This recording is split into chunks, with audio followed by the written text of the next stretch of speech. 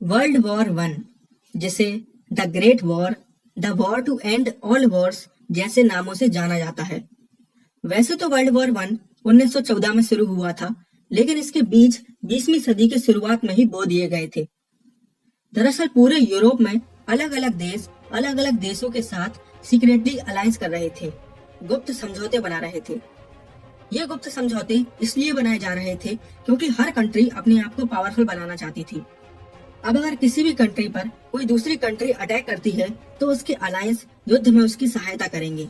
इससे होगा क्या, अगर दो देश एक दूसरे से युद्ध कर रहे हैं तो उसके अलायंस उसकी सहायता करने के लिए युद्ध में उतरेंगे, जिससे युद्ध महायुद्ध बन जाएगा। वर्ल्ड वॉर वन के बारे में जानने से पहले आपको दो अलायंस के बारे में जान लेना चाहिए। Number 1, triple alliance. ये अलायंस जर्मनी, ऑस्ट्रिया हंगरी और इटली के बीच 1882 में हुआ था।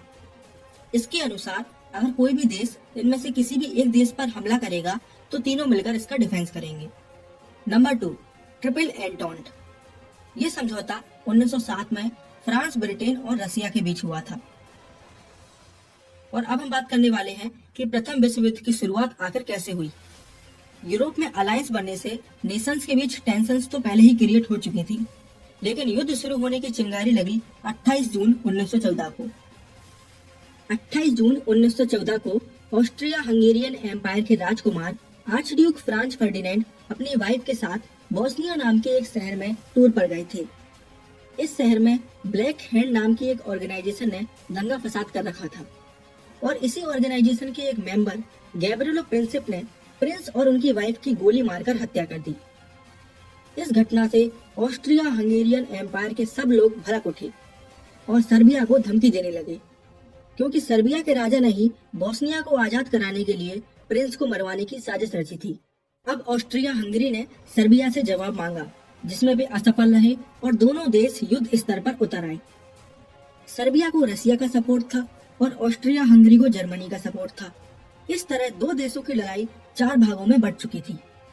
जर्मनी और ऑस्ट्रिया हंगरी ने सर्बिया पर युद्ध की घोषणा कर दी। बाद में रसिया ने जर्मनी पर युद्ध की घोषणा कर दी और कुछ समय बाद फ्रांस ने भी जर्मनी पर युद्ध करने की घोषणा कर दी, क्योंकि आपको याद होगा फ्रांस और रसिया के बीच ट्रिपल एंटॉन्ट नाम का एक समझौता हुआ था। अब आप सोचेंगे कि इटली, जो कि जर्मनी और ऑस्ट्रिया हंगरी के साथ समझौते में था, वो आखिर युद्ध में क्यों नहीं आया। ऐसा इसलिए हुआ क्योंकि इटली ने यह कहकर अपने हाथ साफ कर लिए कि उसने समझौता केवल डिफेंस के लिए किया था, न कि अटैक के लिए।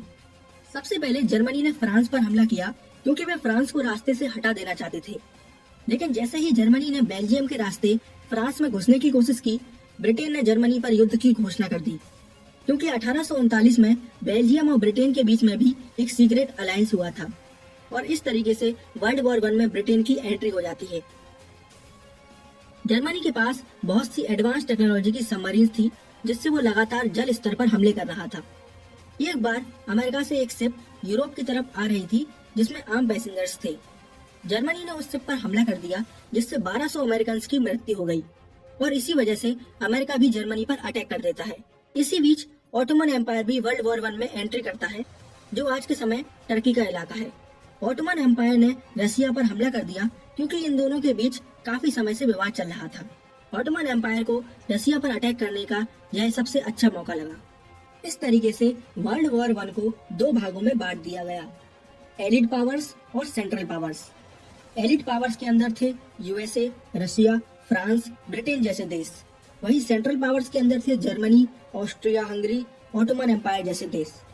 अंत में जीत एलिड पावर्स की ही हुई, लेकिन युद्ध खत्म होते होते 20 मिलियन लोगों की डेथ्स हो चुकी थी।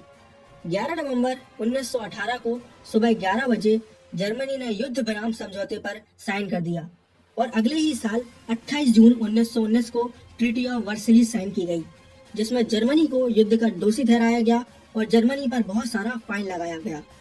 वर्ल्ड वॉर वन तो 1918 में ही समाप्त हो गया, लेकिन इसके बाद कई तरह की बीमारियां पूरी दुनिया में फैल गईं, जिससे 50 मिलियन से भी ज्यादा लोगों की मृत्यु हो गई। कई देशों की इकोनॉमी गिर चुकी थी, बेरोजगारी और भुखमरी जैसे संकट पैदा हो चुके थे। क्योंकि ब्रिटिश भी वर्ल्ड वॉर वन में शामिल था, इसलिए ब्रिटेन की ओर से भारत के 13 लाख सैनिकों ने युद्ध लड़ा, जिसमें से 50,000 सैनिकों की मृत्यु हो गई। ब्रिटिश ने भारत को यह आश्वासन दिया था कि वर्ल्ड वॉर 1 समाप्त होने के बाद वह भारत को आजाद कर देगा, लेकिन उसने ऐसा नहीं किया। तो ये था वर्ल्ड वॉर 1 का इतिहास। Thank you for watching.